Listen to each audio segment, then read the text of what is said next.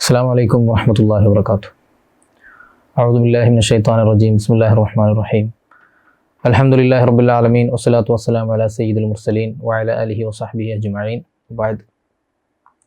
പ്രിയമുള്ള സത്യവിശ്വാസികളെ, ഇസ്ലാമിക ലോകവീക്ഷണത്തിലെ സ്ത്രീ എന്ന വിഷയത്തിൽ സംസാരിക്കാൻ വേണ്ടിയിട്ടാണ് എന്നോട് ആവശ്യപ്പെട്ടിട്ടുള്ളത്. എന്നെ ക്ഷണിച്ച അൽ ഫിക്ര ടീമിന് എല്ലാവിധ കടപ്പാടും നന്ദിയും അറിയിക്കുന്നു. ഇസ്ലാമിക ലോകവീക്ഷണത്തിലെ സ്ത്രീ എന്ന് നമ്മൾ പറയുമ്പോൾ സാധാരണഗതിയിൽ ഇന്നിപ്പോൾ ലിബറൽ ഐഡിയോളജി ഇങ്ങനെ ഡോമിനൻ്റായി വന്നുകൊണ്ടിരിക്കുകയാണ്.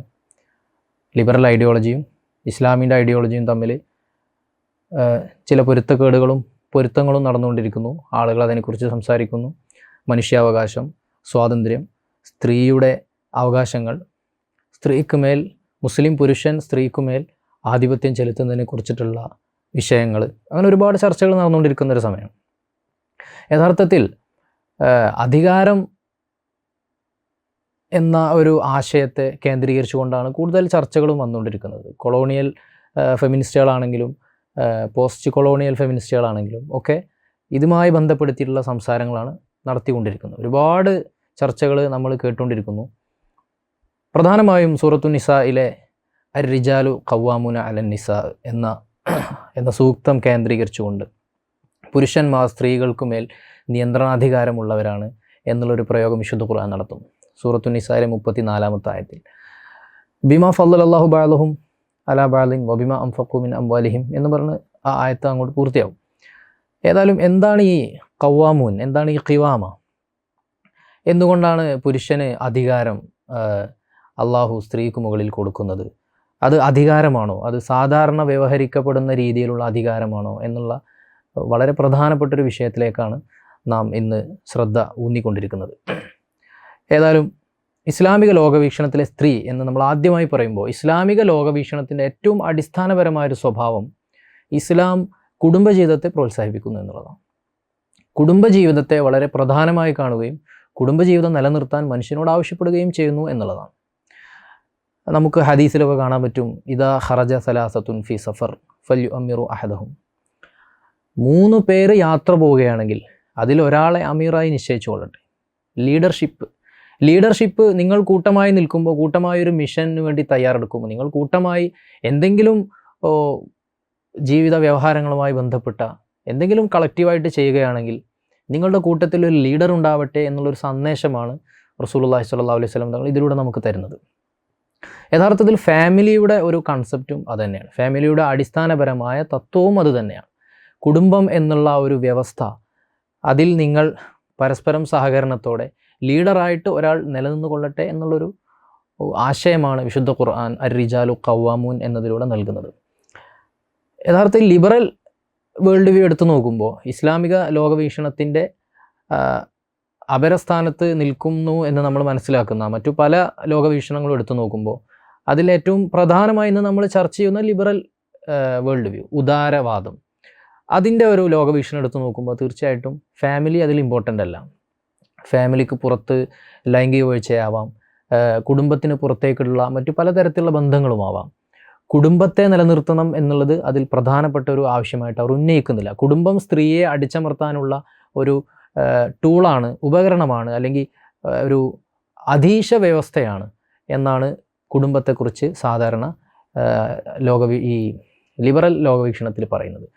സത്യത്തിൽ നമ്മൾ അധികാരം ഇല്ലാതെ മനുഷ്യന് ജീവിക്കാൻ പറ്റുമോ? അധികാരം എന്ന കൺസെപ്റ്റ് അത് പുലർത്താതെ മനുഷ്യൻ അവൻ കൂട്ടമായി ജീവിക്കുന്ന സാമൂഹ്യ ജീവിയായ മനുഷ്യന് മുന്നോട്ട് പോകാൻ പറ്റുമോ എന്ന് നമ്മൾ ചിന്തിച്ച് നോക്കിയാൽ വളരെ കൗതുകകരമായ ഒരുപാട് യാഥാർത്ഥ്യങ്ങൾ നമുക്ക് മുന്നിൽ തെളിഞ്ഞു വരും.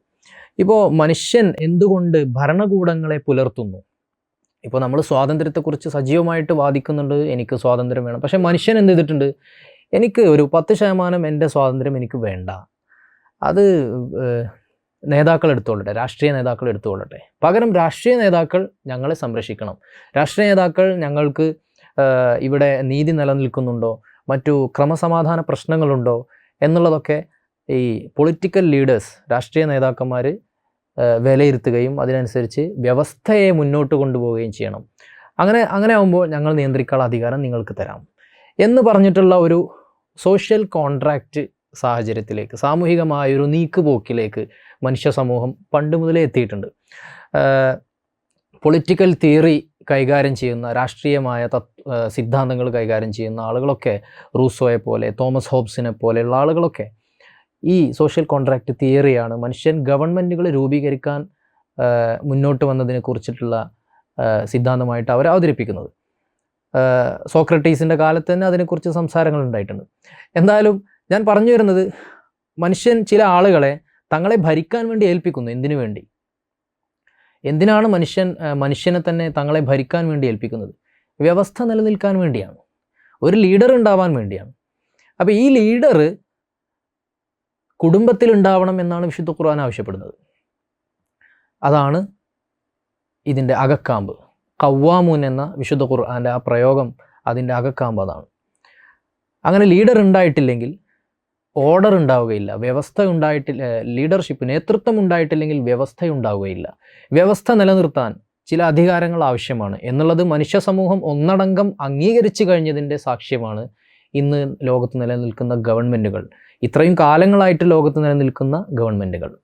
അതുകൊണ്ടാണ് വിശുദ്ധ ഖുർആൻ ആ ഒരു പദപ്രയോഗം നടത്തുന്നത്. മാത്രമല്ല, ഇപ്പോൾ നിങ്ങൾ സങ്കല്പിച്ച് നോക്കൂ, ഇന്നിപ്പോൾ ഇവിടെ ക്രമസമാധാന നിലയുണ്ട്, അത് പാലിക്കപ്പെടുന്നു, ചിലപ്പോൾ അത് പാലിക്കാതെ പോകുന്നു. പക്ഷേ അടിസ്ഥാനപരമായിട്ട് ഒരു നിർണിതമായ ഭരണഘടനയും അതുപോലെ ക്രമസമാധാന പാലനവും ഒക്കെ ഇവിടെ നടന്നു പോകുന്നു, പ്രായോഗികമായിട്ട് വ്യവസ്ഥപ്പെട്ട് നിലനിന്ന് പോകുന്നുണ്ട്. അത് ഉള്ള സ്ഥലത്ത് നമുക്ക് ജീവിക്കാൻ സുഖമാണ്, വ്യവസ്ഥയുണ്ട്, ക്രമമുണ്ട്. പക്ഷെ അതില്ലാത്തൊരു സ്ഥലത്തേക്ക് നമ്മൾ സങ്കല്പിക്കുക, ഒരു നിർണിതമായ ഭരണഘടനയോ ദേശരാഷ്ട്രത്തിൻ്റെ നിയമ വ്യവസ്ഥയോ ഇല്ലാത്ത ഒരു സ്ഥലത്തേക്ക്. ഇന്നിപ്പോൾ ദേശരാഷ്ട്രങ്ങളിൽ അധിഷ്ഠിതമായൊരു ലോകക്രമമാണുള്ളത്. അതിന് പുറത്തേക്ക് നമ്മൾ പോയി കഴിഞ്ഞാൽ, അതിൻ്റെ ലോ എത്താത്ത ഒരു സ്ഥലത്തേക്ക് സപ്പോസ് നമ്മൾ പോയി കഴിഞ്ഞാൽ, അവിടെ കാര്യങ്ങൾ കളക്റ്റീവായിട്ട് അവിടെ ഉള്ള മനുഷ്യന്മാർ എന്തെങ്കിലും ചെയ്യുമ്പോൾ അവർക്കൊരു നേതാവ് വേണ്ടേ, അവർക്കിടയിൽ ഒരു സോഷ്യൽ കോൺട്രാക്റ്റ് വേണ്ടേ എന്നുള്ളൊരു ചിന്ത നാം ആദ്യമായിട്ട് ഈ വിഷയത്തിൽ നമുക്കുണ്ടായിരിക്കണം.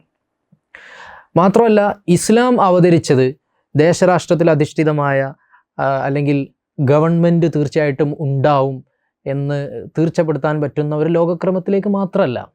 ഇസ്ലാമിന് ഗവൺമെൻറ്റുകൾ ഇല്ലാതായിപ്പോയൊരു സാഹചര്യം, അല്ലെങ്കിൽ ദേശരാഷ്ട്രങ്ങളില്ലാത്തൊരു ലോകക്രമം, അവിടെയും ഇസ്ലാമിന് മുന്നോട്ട് പോകേണ്ടതുണ്ട്. അവിടെ ഇസ്ലാമിന് വ്യവസ്ഥ ആവശ്യമുണ്ട്. അതുകൊണ്ട് തന്നെ അവിടെ ഇസ്ലാമിന് ലീഡർഷിപ്പ് ആവശ്യമുണ്ട്. ഈ ലീഡർഷിപ്പാണ് ഖവ്വാമൂന അലന്നിസ എന്നുള്ള രീതിയിൽ ഇസ്ലാം കൈകാര്യം ചെയ്യുന്നത്, ഇസ്ലാം മുന്നോട്ട് വെക്കുന്നത്. സ്ത്രീയുടെ മേൽ നിയന്ത്രണാധികാരം പുരുഷനുണ്ട്. അത് എന്താണ് ആ അധികാരത്തിൻ്റെ സ്വഭാവം എന്ന് നമുക്ക് പിന്നീട് പറയാവുന്നതാണ്. നാം ലോകവീക്ഷണങ്ങൾ തമ്മിലുള്ള ഒരു കമ്പാരിസണാണ് നടത്തുന്നത്. നാം പറഞ്ഞു ഫാമിലി ഇസ്ലാമിൽ ഇമ്പോർട്ടൻ്റ് ആണ്. ലിബറൽ ലോകവീക്ഷണ പ്രകാരം ഫാമിലി അത്ര ഇമ്പോർട്ടൻ്റ് അല്ല. അതുപോലെ തന്നെ മറ്റൊരു പ്രധാനപ്പെട്ട വ്യത്യാസം, ഈ വ്യത്യാസങ്ങൾ കമ്പയർ ചെയ്തു പോകുമ്പോൾ തന്നെ നമുക്കത് ഒരു പൂർണ്ണമായ വിലയിരുത്തലിലേക്ക് എത്താൻ പറ്റും. മറ്റൊരു പ്രധാനപ്പെട്ട വ്യത്യാസം, സ്ത്രീയെ വീടിനകത്ത് തന്നെ തളച്ചിടാൻ വിശുദ്ധ ഇസ്ലാം ആവശ്യപ്പെടുന്നില്ല. സ്ത്രീക്ക് തൻ്റെ ഭർത്താവിനോട് നെഗോഷിയേറ്റ് ചെയ്യാം. പക്ഷേ സ്ത്രീയെ ഇസ്ലാം ചെയ്തുകൊണ്ടിരിക്കുന്നത് റിലീഫ് കൊടുത്തിരിക്കുകയാണ് സ്ത്രീക്ക്. യഥാർത്ഥത്തിൽ ഇത് ഒരു duty, fundamental duty, fundamental rights ഒക്കെ എന്നൊക്കെ നമ്മൾ പറയുന്ന പോലെ ഒരേ സമയം അവകാശവും ഒരേ സമയം ഉത്തരവാദിത്വവും സ്ത്രീയും പുരുഷനും പരസ്പരം പങ്കിടുന്ന ഒരു വ്യവസ്ഥയാണ് കുടുംബം, ഇസ്ലാമികമായ കുടുംബം എന്ന് പറയുന്നത്. അതുകൊണ്ട് തന്നെ വീടിനകത്ത് സ്ത്രീക്ക് ബയോളജിക്കലി, ജീവശാസ്ത്രപരമായിട്ട് സ്ത്രീക്ക് ആർത്തവം, അതുപോലെ പ്രസവം, മുലയൂട്ടൽ, ഇതുപോലുള്ള കാര്യങ്ങൾ വരുമ്പോൾ സ്ത്രീയെ ഡെയിലി പള്ളിയിലേക്ക് പോയി ജമാഅത്തിൽ പോയി നിസ്കരിക്കേണ്ട, അതുപോലെ തന്നെ സ്ത്രീക്ക് മറ്റുള്ള ജുമുഅക്ക് പോകൽ നിർബന്ധമില്ല. അതുപോലെ ഭാരിച്ച ഉത്തരവാദിത്തങ്ങൾ, ലീഡർഷിപ്പ് സംബന്ധമായ ഉത്തരവാദിത്തങ്ങൾ, വലിയ വലിയ കാര്യങ്ങൾ, ഭാരിച്ച കാര്യങ്ങളൊക്കെ സ്ത്രീക്ക് റിലീവ് ചെയ്ത് കൊടുത്തിരിക്കുകയാണ്. അതേസമയം ചില സമയത്ത് ഒരു സ്ത്രീയും പുരുഷനും, ഭാര്യയും ഭർത്താവും പരസ്പരം തീരുമാനിക്കുകയാണ്, ഭാര്യയ്ക്കാണ് എഡ്യൂക്കേഷൻ ക്വാളിറ്റി കൂടുതൽ എന്നുണ്ടെങ്കിൽ ആ ഭർത്താവും ഭാര്യയും ഒരു നെഗോഷിയേഷനിലെത്താണ്. ഞാൻ ജോലിക്ക് പോകാം, അല്ലെങ്കിൽ ഞാൻ ഇന്ന കാര്യങ്ങൾ ചെയ്യാം. അവർ പരസ്പരം മുന്നോട്ട് പോവുകയാണെങ്കിൽ അവർക്കത് തീർച്ചയായിട്ടും അത് നെഗോഷ്യബിളാണ്. അവർക്ക് കുടുംബം നിലനിന്ന കുടുംബത്തിൻ്റെ ആ ഒരു വൈകാരികമായ സ്നേഹമസൃണമായ അന്തരീക്ഷം നിലനിർത്തിക്കൊണ്ട് അവർക്ക് മുന്നോട്ട് പോകാവുന്നതാണ്. നേരെ മറിച്ച് ലിബറൽ വേൾഡ് വ്യൂ ഇവിടെ ഉണ്ടാക്കിയെടുത്തൊരു കോമൺ സെൻസ് എന്താണ്? സ്ത്രീ പുറത്ത് പോയേ തീരൂ, അതാണ് പുരോഗമനം അല്ലേ? എന്ത് തന്നെ സംഭവിച്ചാലും സ്ത്രീ പുറത്തിറങ്ങിയേ തീരൂ. അങ്ങനെ ആവുമ്പോഴേ അത് പുരോഗതിയുള്ളൂ, പ്രോഗ്രസീവ് ആവുള്ളൂ. അല്ലെങ്കിൽ അത് റിഗ്രസീവാണ് എന്നുള്ളതാണ്. അങ്ങനെ ഒരു കോമൺ സെൻസാണ് ലിബറൽ ഡെമോക്രസിയും ക്യാപിറ്റലിസവും മാധ്യമങ്ങളും ഒക്കെ ലോകത്ത് ഉണ്ടാക്കിയെടുത്തിട്ടുള്ളത്. അത് ഒരുപാട് കോമൺ സെൻസുകൾക്കിടയിൽ ഒരു കോമൺ സെൻസാണത്. വെളുത്ത് മെലിഞ്ഞ ഫെയർ ആൻഡ് ലവ്ലി തേക്കുന്ന പെണ്ണാണ് സുന്ദരി. ആ ഒരു രീതിയിലുള്ള സൗന്ദര്യ സങ്കല്പങ്ങളെ മുതലാളിത്തത്തിന് അനുകൂലമായിട്ട് മാറ്റിമറിച്ചു. കോസ്മെറ്റിക്സ്, സൗന്ദര്യവർദ്ധക വസ്തുക്കളൊക്കെ വിപണനം ചെയ്യാവുന്ന തരത്തിൽ ആളുകളുടെ മൈൻഡിനെ കണ്ടീഷൻ ചെയ്യുന്ന ആ ഒരു രീതിയിലേക്ക്, മാർക്കറ്റിനെ സപ്പോർട്ട് ചെയ്യുന്ന രീതിയിലേക്ക് അതിനെ ഉയർത്തിക്കൊണ്ടുവന്നു. അങ്ങനെ പല മേഖലയിലും നിർമ്മിച്ചെടുത്ത ഒരു കോമൺ സെൻസിൻ്റെ ഭാഗമായിട്ട് ആളുകൾ ചിന്തിക്കുന്നു, പുറത്തു പോയാലേ പ്രോഗ്രസീവ് ആവുള്ളൂ. പുറത്തു പോകുന്ന ഞാൻ ഉദ്ദേശിച്ചത് വെറുതെ പുറത്തു പോയി വരിക എന്നുള്ളതല്ല. സ്ത്രീ വീട്ടിൽ അവളുടെ റോള് മുഴുവൻ നിർവഹിക്കാതെ, അവൾക്ക് ആർത്തവം ഉണ്ടാകുമ്പോൾ പ്രയാസപ്പെടുന്ന സമയത്ത് തന്നെ, അവൾക്കൊരു കുഞ്ഞുണ്ടാകുമ്പോൾ വേണ്ട വിധം മുലയൂട്ടാനുള്ള അവസരം നിഷേധിക്കപ്പെട്ട് കൊണ്ട് തന്നെ അവൾ പുറത്തേക്ക് പോകണം എന്നുള്ളൊരു രീതി ഇന്ന് കോമൺ സെൻസ് ആയി തീർന്നിട്ടുണ്ട്. പക്ഷെ നമ്മൾ ആലോചിച്ച് നോക്കൂ, ഈ അടുത്ത് കുറച്ച് മുമ്പ് കൊച്ചിയിലൊരു നടി ആക്രമിക്കപ്പെട്ടപ്പോൾ അന്ന് ഒരു സിനിമാക്കാരുടെ സംഘടന പറഞ്ഞത് നടിമാർ ഒറ്റയ്ക്ക് പുറത്തിറങ്ങരുത് എന്നാണ്. നടിമാർ ഒറ്റയ്ക്ക് പുറത്തിറങ്ങരുത്. അപ്പോൾ അവരുടെ ആ ഒരു സമയത്തുള്ള ഒരു റിയാക്ഷനാണ്. പെട്ടെന്ന് ഒരു അനിശ്ചിതാവസ്ഥയും ഒരു ഇൻസെക്യൂരിറ്റി ഫീലിംഗ് സ്ത്രീകൾക്ക് വരുമ്പോഴുള്ള അവരുടെ പൊടുന്നതിനുള്ള ഒരു പ്രതികരണമാണ്. ആ പ്രതികരണം പൂർണ്ണമായിട്ട് ശരിയല്ലെങ്കിലും. അപ്പോൾ ഏതായാലും ഈ ഒരു രീതിയിലാണ് നമ്മുടെ സമൂഹം വന്നിട്ടുള്ളത്. നാം ഇപ്പോൾ അടുത്ത് എൻ്റെ ഒരു സുഹൃത്ത് എന്നോട് ഷെയർ ചെയ്യുകയുണ്ടായി. എൻ്റെ കുടുംബത്തിലെ ഒരു സ്ത്രീയായ എൻ്റെ കുടുംബത്തിലുള്ള ഒരു മെമ്പർ എന്നോട് ഷെയർ ചെയ്യുകയുണ്ടായി. അവളുടെ ഒരു സുഹൃത്ത് കേരളത്തിലെ പ്രധാനപ്പെട്ട ഒരു മുസ്ലിം വനിതാ വിദ്യാഭ്യാസ സ്ഥാപനത്തിൽ നിന്നും ബിരുദം നേടിയ വളരെ സുന്ദരമായ ജീവിതം നയിച്ചുകൊണ്ടിരിക്കുന്ന ഒരു വ്യക്തിയാണ്. ആ വ്യക്തി എൻ്റെ കുടുംബത്തിൽപ്പെട്ട ഈ സ്ത്രീയായ മെമ്പറോട് വിളിച്ചിട്ട് പറയുകയാണ്, എനിക്കാകെ മടുത്തിട്ടുണ്ട് ജീവിതം. ഞാൻ എന്തിനാണ് ഇതൊക്കെ പഠിച്ചുണ്ടാക്കിയത്, ഇത്രയും ഞാൻ പഠിച്ച് വന്നത് എന്തുകൊണ്ടാണ് എന്ന് ഞാൻ അതാലോചിച്ചിട്ട് ഞാൻ വിഷമിക്കുകയാണ്. അപ്പോൾ ചോദിച്ചപ്പോൾ സംഭവം എന്താണെന്ന് വെച്ചാൽ വളരെ പ്രയാസപ്പെടുകയാണ്. വീട്ടിലെ ഉത്തരവാദിത്തങ്ങൾ വേറെ, പുറത്തുള്ള ഉത്തരവാദിത്തങ്ങൾ വേറെ. ഇത് രണ്ടും കൂടെ മുന്നോട്ട് കൊണ്ടുപോകാൻ അവർക്ക് പറ്റുന്നില്ല. ഈ ഒരു സാഹചര്യം മനസ്സിലാക്കിയിട്ടാണ് ഇസ്ലാം റിലീഫ് ചെയ്ത് കൊടുത്തിട്ടുള്ളത് പല വിഷയങ്ങളിൽ നിന്നും. അതുകൊണ്ട് തന്നെ അവൾ വീട്ടിലിരിക്കുമ്പോൾ അവളെ ഒരു രാജകുമാരിയായി പരിഗണിക്കുകയും ഭാരമുള്ള ജോലിയൊന്നും അവളെ ഏൽപ്പിക്കാതിരിക്കുകയും പുരുഷൻ എല്ലാ സാധനങ്ങളും വീട്ടിലേക്ക് എത്തിച്ചു കൊടുക്കുകയും ചെയ്യുന്ന തരത്തിലുള്ള ഒരു അവകാശവും ഉത്തരവാദിത്വവും പരസ്പരം കലർന്നിട്ടുള്ള റെസിപ്രോക്കലായ പരസ്പര പൂരകമായിട്ടുള്ളൊരു വ്യവസ്ഥയാണ് കുടുംബം എന്നുള്ള രീതിയിൽ ഇസ്ലാം മുന്നോട്ട് വെക്കുന്നത്. അതുകൊണ്ട് തന്നെ ജെൻഡർ റോൾ എന്ന മേഖലയിലേക്ക് വരുമ്പോൾ ഒരു സ്ത്രീ എന്ന ജെൻഡർ, പുരുഷൻ എന്ന ജെൻഡർ, ഈ ലിംഗപരമായ ദൗത്യങ്ങൾ, ലിംഗപരമായ റോളുകൾ, അവരുടെ ഉത്തരവാദിത്തങ്ങൾ, ആ ഒരു കൺസെപ്റ്റിലേക്ക് നമ്മൾ വരുമ്പോൾ ഇസ്ലാം എത്രമാത്രം മൈൽഡായിട്ടാണ് ആ വിഷയം കൈകാര്യം ചെയ്തിട്ടുള്ളത്. എത്ര നീക്കുപോക്കുകൾ അംഗീകരിക്കുന്ന രീതിയിലാണ് ഇസ്ലാം അത് കൈകാര്യം ചെയ്തിട്ടുള്ളത്. സൂറത്തുൽ ബഖറയിൽ നമുക്ക് കാണാം ആ ഒരു പ്രയോഗം, ലാ തുകല്ലഫു നഫ്സുൻ ഇല്ലാ ഉസ്അഹ ലാ തുദാറ വാലിദത്തുൻ ബി വലദിഹ വലാ മൗലൂദുൻ ലഹു ബി വലദിഹി എന്ന് പറയുന്നൊരു പ്രയോഗമുണ്ട്. ഒരാൾക്ക് സഹിക്കാവുന്നതിനപ്പുറം അയാളെ ഒന്നും അടിച്ചേൽപ്പിക്കാൻ പാടില്ല. അയാൾ ഉമ്മയാണെങ്കിൽ അത് തൻ്റെ കുട്ടിയുടെ പേരിൽ ആ ഉമ്മ പീഡിപ്പിക്കപ്പെടാൻ പാടില്ല. പിതാവാണെങ്കിലോ പിതാവും കുഞ്ഞിൻ്റെ പേരിൽ പീഡിപ്പിക്കപ്പെടാൻ പാടില്ല. അപ്പോൾ കുഞ്ഞിനെ വളർത്തുക എന്നുള്ള ഉത്തരവാദിത്തം അത് ആണിനും പെണ്ണിനും ഒരുപോലെ നിക്ഷിപ്തമാണ്. മുല കുടിക്കുന്നതിനെക്കുറിച്ച് പറയുന്ന ആയത്തിൻ്റെ അവസാനമാണ് ഇത് വരുന്നത്.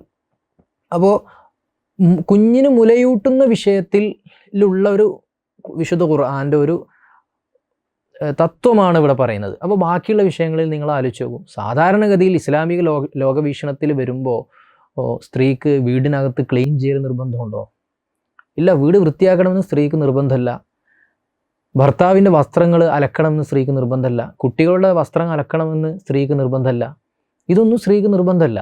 പക്ഷെ സമൂഹത്തിലൊരു കൺസ്ട്രക്റ്റ് ഉണ്ടായി വന്നിരിക്കുന്നത് ഇതൊക്കെ ചെയ്യുമ്പോഴേ ഉത്തമ ഭാര്യയാവുള്ളൂ എന്നാണ്. യഥാർത്ഥത്തിൽ ഇസ്ലാമിക ലോകവീക്ഷണ പ്രകാരം ഇതൊക്കെ ചെയ്തു കൊടുക്കാൻ വേണ്ടി വേണമെങ്കിൽ ഭാര്യയ്ക്ക് ഭർത്താവിനോട് കൂലി ചോദിക്കാവുന്നതാണ്.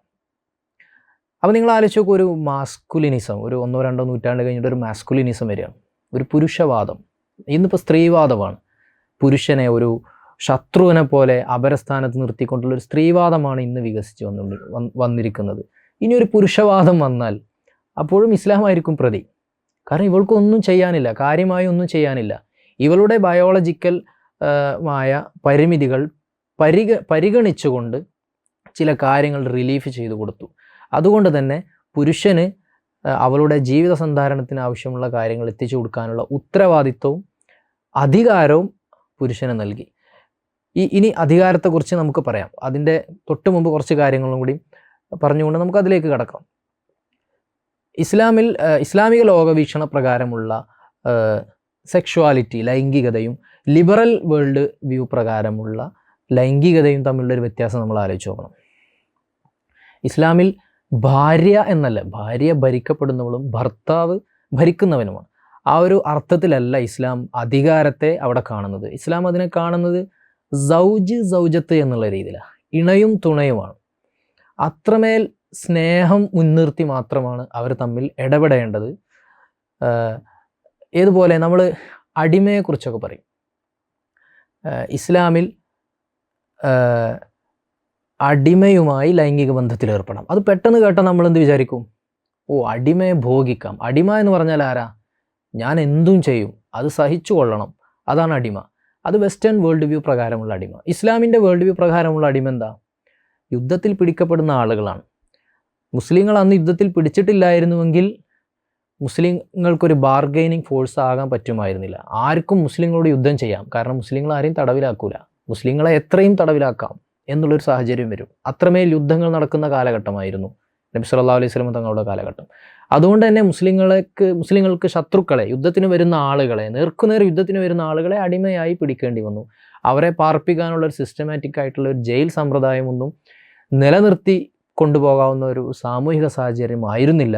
അതുകൊണ്ട് തന്നെ തങ്ങൾക്ക് കീഴിൽ അടിമകളെ നിർത്തുന്ന ഒരു സാഹചര്യം വന്നു. ഇനിയാണ് ഞാൻ അടിമൻ്റെ ഇസ്ലാമിക ലോകവീക്ഷണത്തിലുള്ള അടിമയുടെ അർത്ഥം പറയുന്നത്.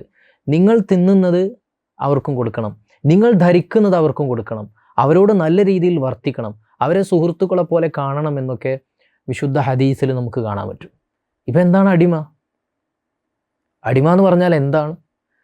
ജൊനാഥൻ എ സി ബ്രൗണൊക്കെ പറയുന്നുണ്ട്, വെസ്റ്റേൺ കാഴ്ചപ്പാടിലുള്ള അടിമ എന്ന് പറഞ്ഞാൽ ഗ്രീക്കോ റോമൻ പാരമ്പര്യങ്ങളിലൊക്കെ നമ്മൾ പരിചയപ്പെട്ട എന്തു ദ്രോഹവും ചെയ്യാവുന്ന മനുഷ്യൻ എന്ന പരിഗണന പോലും ഇല്ലാത്ത അടിമ. നമ്മൾ അടിമയെ ഭാര്യയുമായിട്ടും അതുപോലെ അടിമയുമായിട്ടും ലൈംഗിക ബന്ധത്തിൽ ഏർപ്പെടാം, വേറെ ആരുമായിട്ടും ലൈംഗിക ബന്ധത്തിൽ ഏർപ്പെടാൻ പാടില്ല എന്ന് വിശുദ്ധ ഖുർആൻ പറയുമ്പോൾ വിമർശകർ പറയുന്നത്, ഓ, അടിമക്ക് അവർ കൊടുക്കുന്ന അർത്ഥം അതാണ്. പക്ഷേ വിശുദ്ധ ഇസ്ലാം കൊടുക്കുന്ന അർത്ഥം ഇതുമാണ്. അതുകൊണ്ട് തന്നെ ലൈംഗികതയുമായി ബന്ധപ്പെട്ട ഇസ്ലാമിൻ്റെ വേൾഡ് വ്യൂ എന്താണ്? നിങ്ങൾ ഭാര്യയുമായി നിങ്ങളോട് കോൺട്രാക്റ്റിൽ ഏർപ്പെട്ട, വിവാഹ കരാറിൽ ഏർപ്പെട്ട, ഹലാലായിട്ട് നിങ്ങൾ ഭാര്യയായി സ്വീകരിക്കുന്ന, നിങ്ങൾ സംരക്ഷണ ചുമതല ഏറ്റെടുക്കുന്ന ആളുകളോട് നിങ്ങൾക്ക് ലൈംഗിക ബന്ധത്തിൽ ഏർപ്പെടാം. അതുപോലെ തന്നെ നിങ്ങളുടെ അടിമയോട് ലൈംഗിക ബന്ധത്തിൽ ഏർപ്പെടാം. അപ്പോൾ ഇസ്ലാമിൽ ഇത് വിഹിതം അവിഹിതം എന്നുള്ള രീതിയിലാണ് പോകുന്നത്. പക്ഷേ ലിബറൽ വേൾഡ് വ്യൂവിൽ സമ്മതം വിസമ്മതം എന്നുള്ളൊരു കോൺസെപ്റ്റ് ബേസ് ചെയ്തിട്ടാണ് ലൈംഗികത പോകുന്നത്. അല്ലേ? നിങ്ങൾ ആലോചിച്ചു, ഇസ്ലാമിൽ ഇത്രമാത്രം ഇത് കൊടുക്കുന്നത് വേറെ പുറത്തുള്ള വിവാഹ കരാറിന് പുറത്തുള്ളതും അതുപോലെ തൻ്റെ കീഴിലുള്ള അടിമക്ക് പുറത്തുള്ളതുമായ ഒരാളുമായിട്ടും ലൈംഗിക ബന്ധം സാധ്യമല്ല ഇസ്ലാമിൽ. അത് നിയമപരമായിട്ട് ഒരിക്കലും സാധ്യമല്ല. പക്ഷേ ലിബറൽ വേൾഡ് വ്യൂവിലേക്ക് വരുമ്പോഴോ തീർച്ചയായിട്ടും അത് സമ്മതം വിസമ്മതം എന്നുള്ള രീതിയിലേക്കാണ് പോകുന്നത്. സമ്മതമുണ്ടെങ്കിൽ എന്തുമാവാം, അല്ലേ? സമ്മതമുണ്ടെങ്കിൽ എന്തുമാവാം. അപ്പോൾ ഈ ഒരു മാറ്റം കൂടി നമ്മൾ മനസ്സിലാക്കേണ്ടതുണ്ട്. അപ്പോൾ ഇസ്ലാമിൽ ലൈംഗികത എന്ന് പറയുന്നത്, അത് സ്ത്രീയോടുള്ള ലൈംഗികത എന്ന് പറയുന്നത്, പുരുഷനെ സംബന്ധിച്ചിടത്തോളം സ്ത്രീയോടുള്ള ലൈംഗികത എന്ന് പറയുന്നത് വ്യത്യസ്തമാണ്. അതുകൊണ്ടാണ് നമ്മൾ റേപ്പിനെ കുറിച്ചൊക്കെ ചില ആളുകൾ ചോദിക്കാറുണ്ട്, എന്തുകൊണ്ട് ബലാത്സംഗത്തെക്കുറിച്ച് വിശുദ്ധ ഖുർആനിലില്ല? കാരണം ബലാത്സംഗം എന്ന വാക്ക് ഉത്ഭവിക്കുന്നത് തന്നെ എങ്ങനെയാണ്? സമ്മതമില്ലാതെയുള്ള പീഡനമാണ്. സമ്മതമില്ലാതെ ബലാത്കാരപരമായിട്ടുള്ള പീഡനമാണ്. അപ്പോൾ ഈ സമ്മതം വിസമ്മതം എന്ന് എവിടെ ഇല്ല? അത് ഇസ്ലാമിൻ്റെ കൺസെപ്റ്റ് അല്ല. ഇസ്ലാം അതിനെക്കുറിച്ച് കാറ്റഗറൈസ് ചെയ്തിട്ടുള്ളത് വിഹിതമാണോ അവിഹിതമാണോ എന്നുള്ളതാണ്. പിന്നെ ഭാര്യയുമായിട്ടാണെങ്കിലും ശരി, അടിമയുമായിട്ടാണെങ്കിലും ശരി, ബലാത്കാരപരമായിട്ടുള്ള ലൈംഗിക ബന്ധമാണോ അല്ലേ എന്നുള്ളത് വേറെ വിഷയമാണ്. അതിനെക്കുറിച്ച് അള്ളാഹു വിശുദ്ധ ഖുർആനിൽ ഒരുപാട് പറഞ്ഞിരിക്കുന്നു. ഇണയാണ്, തുണയാണ് എന്നുള്ള സങ്കല്പത്തെ ഊട്ടി ഉറപ്പിക്കുന്ന വിധത്തിൽ പറഞ്ഞിരിക്കുന്നു. വമിൻ ആയാത്തിഹി അൻ ഖലഖലക്കും മിൻ അംഫുസിക്കും അസ്വാജൻ ലിതസ്കുനു ഇലൈഹ. സക്കീനയാണ്. എങ്ങനെയാണ് ഇപ്പോൾ അടിമയുമായിട്ട് ലൈംഗികബന്ധത്തിൽ ഏർപ്പെടാമെന്ന് പറയുമ്പോൾ പൊന്തി വരുന്ന ചില നമ്മുടെ ചിന്തകളെ തണുപ്പിക്കുകയാണ് ഈ ആയത്ത്. ലിതസ്കുനു ഇലൈഹ, ലിതസ്കുനു ഇലൈഹ, നിങ്ങൾ പരസ്പരം മനസ്സമാധാനവും ആശ്വാസവും കണ്ടെത്താൻ വേണ്ടി. വജഅല ബൈനക്കും മവദ്ദത്തൻ വറഹ്മ, നിങ്ങൾക്കിടയിൽ സ്നേഹവും കാരുണ്യവും അള്ളാഹു നിശ്ചയിച്ചിരിക്കുന്നു. അതുപോലെ മറ്റൊരു ആയത്തിൽ പറയുന്നത് കാണാം, വഅശിറൂഹുന്ന ബിൽ മഅറൂഫ്, നല്ല രീതിയിൽ നിങ്ങൾ പെരുമാറണം, നന്മയോടെ നിങ്ങൾ പെരുമാറണം. അള്ളാഹുവിൻ്റെ റസൂൽ സല്ലല്ലാഹു അലൈഹി വസല്ലം തങ്ങൾ ഒരു ചരിത്രമുണ്ടല്ലോ, ഹദീസുകളിലൊക്കെ വന്നതാണ്, സ്വഹീഹ ഹദീസുകളിൽ വന്നതാണ്. അനസ് റളിയല്ലാഹു അൻഹു റിപ്പോർട്ട് ചെയ്തതാണ്. ആയിഷ ബീവിക്ക് ആയിഷ ബീവി റസൂലുള്ളാഹി സ്വല്ലല്ലാഹു അലൈഹി വസല്ലം തങ്ങളുടെ ഭാര്യയാണ്.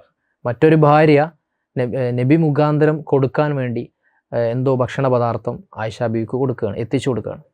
ആയിഷ ബീവി അത് തട്ടിക്കളയാണ്, പാത്രം വീണ് പൊട്ടുകയാണ്. അള്ളാഹുവിൻ്റെ റസൂൽ അത് എടുത്തു കൊണ്ടുപോവുകയാണ്. ആ പാത്രം, പൊട്ടിയ പാത്രങ്ങൾ യോജിപ്പിച്ചിട്ട് അള്ളാഹുവിൻ്റെ റസൂൽ ഒന്നും മുണ്ടാതെ എടുത്തു പോവുകയാണ്. എന്നിട്ട് അള്ളാഹുവിൻ്റെ റസൂൽ പറയുന്ന മറുപടി ഉണ്ട്, ഗാറത്ത് ഉമ്മുക്കും, നിങ്ങളുടെ ഉമ്മ ദേഷ്യത്തിലാണ് കേട്ടോ. ആയിഷ ബീവി എല്ലാ മുഅ്മിനീങ്ങളുടെ ഉമ്മയാണ്. യഥാർത്ഥത്തിൽ വിശുദ്ധ ഖുർആൻ പറയുന്നുണ്ട്, തങ്ങളെ അനുസരിക്കാത്ത ഭാര്യമാരെ ഫളുരിബൂഹുന്ന, ഒരുപാട് ഓപ്ഷൻസ് പറയുന്നുണ്ട്. ഇലൂഹുന്ന, ആദ്യം ഉപദേശിക്കണം. വഹ്ജുറൂഹുന്ന, പിന്നീട് വഹ്ജുറൂഹുന്ന ഫിൽ മദാജി, പിന്നെ കടപ്പറയിൽ നിന്ന് വിട്ടു നിൽക്കണം. ഇത് രണ്ടും ചെയ്യുമ്പോൾ തന്നെ ഏകദേശം സ്നേഹത്തിലും മവദ്ദത്തിലും റഹ്മത്തിലും സക്കീനത്തിലും ബേസ് ചെയ്തിട്ടുള്ള ഒരു കുടുംബ വ്യവസ്ഥയാണെന്നുണ്ടെങ്കിൽ അവർ തമ്മിലുള്ള പ്രശ്നങ്ങൾ ഏറെക്കുറെ തീരും. എന്നിട്ടും തീരാതെ വരുമ്പോൾ ഫളുരിബൂഹുന്ന, നിങ്ങൾക്ക് അടിക്കാവുന്നതാണ്. പക്ഷെ ആ അടി എങ്ങനത്തെ അടിയാവണം എന്നുള്ളതിനെ അതിന് മുമ്പ് പറഞ്ഞ ആയത്ത് തന്നെ വിശദീകരിക്കുന്നു. നിങ്ങൾക്ക് തമ്മിൽ മവദ്ദത്തും റഹ്മത്തും നിലനിർത്താവുന്ന അടി, നിങ്ങളുടെ കുടുംബം തകരാതെ കുടുംബത്തിനകത്ത് നിന്നുകൊണ്ടുള്ള ചിട്ടകൾ പരസ്പരം പാലിക്കാൻ വേണ്ടിയിട്ടുള്ള അടി, കുടുംബം നിലനിർത്താൻ ആവശ്യമായ അടി. അതിനെക്കുറിച്ച് കൂടുതൽ വിശദീകരിക്കേണ്ട ആവശ്യമില്ല. ഫെമിനിസ്റ്റുകൾ ഒരുപാട് ഡിസ്കസ് ചെയ്തിട്ടുള്ളതാണ്, പോസ്റ്റ് കൊളോണിയൽ ഫെമിനിസ്റ്റുകൾ വിശദീകരിച്ചിട്ടുള്ളതാണ്, പല ആളുകളും വിശദീകരിച്ചിട്ടുള്ള, ഞാൻ അതിലേക്ക് പോകുന്നില്ല. അപ്പോൾ ഈ രീതിയിലാണ് സ്ത്രീകളെ അടിക്കാം എന്നുള്ള പ്രയോഗം വിശുദ്ധ ഖുർആൻ നടത്തുന്നത്. പക്ഷേ അള്ളാഹുവിൻ്റെ റസൂൽ ഇന്ന് വരെ നബിയുടെ ജീവിതകാലം മുഴുവൻ തൻ്റെ ഭാര്യമാരെ അടിച്ചിട്ടില്ല. അടിക്കാനുള്ള വക ഭാര്യമാർ വരുത്തിയിട്ടുമില്ല എന്ന് വേണമെങ്കിൽ നമുക്ക് പറയാം. പക്ഷേ നിങ്ങൾ സങ്കല്പിച്ച് നോക്കുക, നിങ്ങളൊരു ഭർത്താവാണെങ്കിൽ നിങ്ങളുടെ ഭാര്യയ്ക്ക് നിങ്ങൾ എത്തിച്ചു കൊടുക്കുന്ന ഒരു വസ്തു, ഭക്ഷണ സാധനം, ആഹാര സാധനം ഭാര്യ ധിക്കാരപൂർവ്വം തട്ടിക്കളയുകയാണെങ്കിൽ നിങ്ങളുടെ പ്രതികരണം എന്തായിരിക്കുമെന്നൊന്ന് സങ്കല്പിച്ച് നോക്കുക. അതാണ് അള്ളാഹുവിൻ്റെ റസൂലിൻ്റെ മാതൃക സല്ലല്ലാഹു അലൈഹി വസല്ലം. അങ്ങനെ ഈ ഭാര്യ തൻ്റെ ഫാമിലി നിലനിൽക്കാൻ ആവശ്യമായ, ഈ കുടുംബം നിലനിൽക്കാൻ ആവശ്യമായ ആ ഒരു വൈകാരിക പ്രപഞ്ചത്തിൽ ഉൾക്കൊള്ളാവുന്ന രീതിയിലുള്ള നല്ല സ്വഭാവത്തിലേക്ക് തിരിച്ചു വരികയാണെങ്കിൽ പിന്നെ ഒരിക്കലും അവളെ അടിക്കാനോ മറ്റു ദേഹോപദ്രവം ഏൽപ്പിക്കാനോ പാടില്ല. ഈ അടി തന്നെ ഗൈർ മുബർരിഹ് എന്ന് വിശദമായിട്ട് ഹദീസുകളിൽ പറയുന്നുണ്ട്. അറഫ ഹജ്ജത്തുൽ വദാഇൻ്റെ ദിവസം നബി സല്ലല്ലാഹു അലൈഹി വസല്ലം വസ്തൗസു ബിന്നിസാഇ ഖൈറ എന്ന് പറഞ്ഞ് വിശദീകരിക്കുന്നിടത്ത് സ്ത്രീകളുടെ കാര്യത്തിൽ നിങ്ങൾ അള്ളാഹുവിനെ സൂക്ഷിക്കണം, അവരെ നിങ്ങൾ അനാവശ്യമായി ദേഹോപദ്രവം ചെയ്യരുത് എന്നുള്ള സന്ദേശം നൽകിക്കൊണ്ട് പറയുന്ന കാര്യം അവിടെ പറയുന്നുണ്ട്, ഗൈർ മുബർരിഹ്, ഒരിക്കലും വയലൻ്റായ അടിയല്ല. മാത്രമല്ല ഇബ്നു ആഷൂറിനെ പോലുള്ള ആളുകളൊക്കെ ഒരുപാട് മുഫസ്സിറുകൾ ഈ സംഭവം വിശദീകരിക്കുന്നുണ്ട്. ഇബ്നു ആഷൂറിനെ പോലുള്ള ആളുകളൊക്കെ പറയുന്നുണ്ട്, അന്നത്തെ അറേബ്യയിൽ ആളുകൾ ഭാര്യമാരെ അടിക്കുക എന്നുള്ളത് ഒരു മോളസ്റ്റേഷനായിട്ട്, ഒരു ഫിസിക്കൽ ഒരു വയലൻസ് ആയിട്ട് കണ്ടിരുന്നില്ല.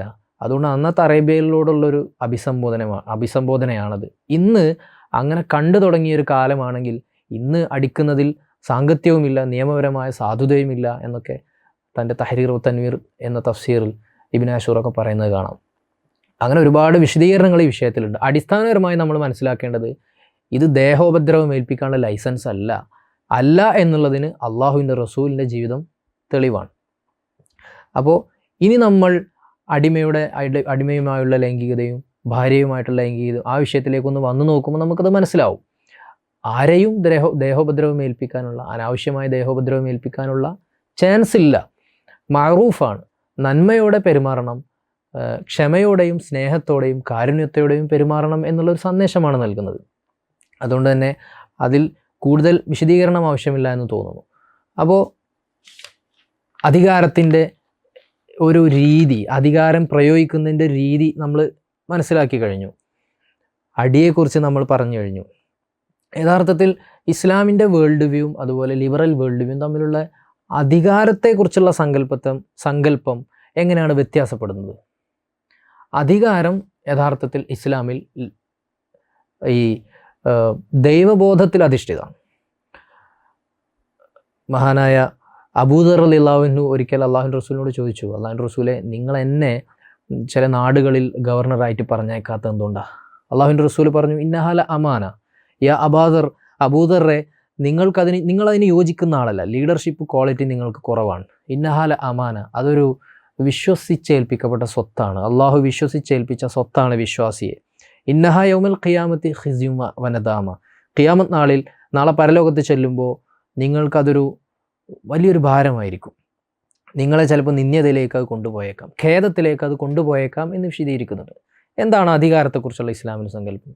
അത് പ്രിവിലേജ് അല്ല.